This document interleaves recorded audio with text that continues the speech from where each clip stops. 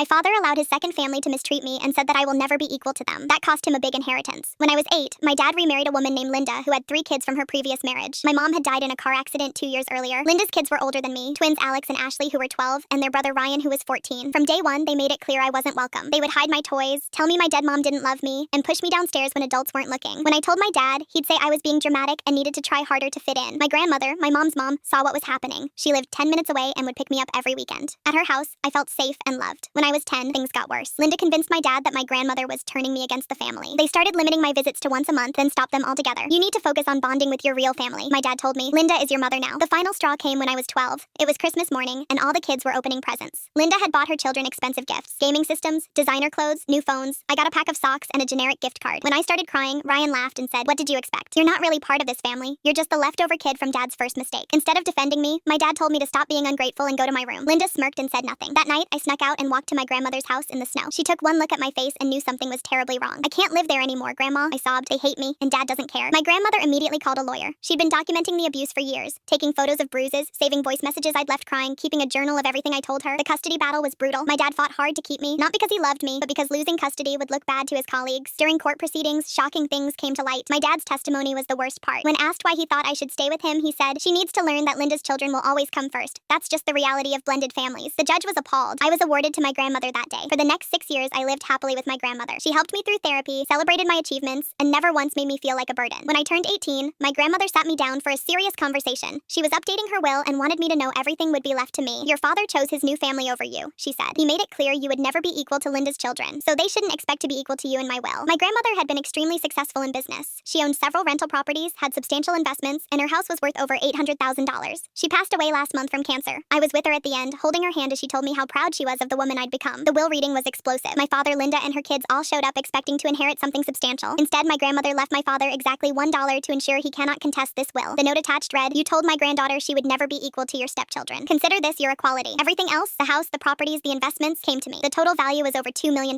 My dad's face went white when the lawyer finished reading. Linda started screaming about how unfair it was and how her children deserved something. "This is insane," my dad yelled. "She was my mother. I'm her only child." The lawyer explained that my grandmother had been very specific about her intentions. She'd even included video testimony explaining exactly why she was excluding them. In the video, my grandmother said, "I watched my son choose his new wife and her children over his own daughter repeatedly. He told her she would never be equal to them. Now he knows how that feels." Since then, my dad and Linda have been calling me nonstop. They've sent emails, shown up at my work, and had friends reach out to guilt me into sharing the inheritance. Linda actually said, "Your grandmother was being vindictive. You should do the right thing and split this fairly among all the grandchildren." I reminded her that her children weren't my grandmother's grandchildren. They were nothing to her, just like she and my dad made sure I was nothing to them. My dad tried a different approach. He called crying, saying he'd made mistakes, but that he'd always loved me. He wanted to rebuild our relative.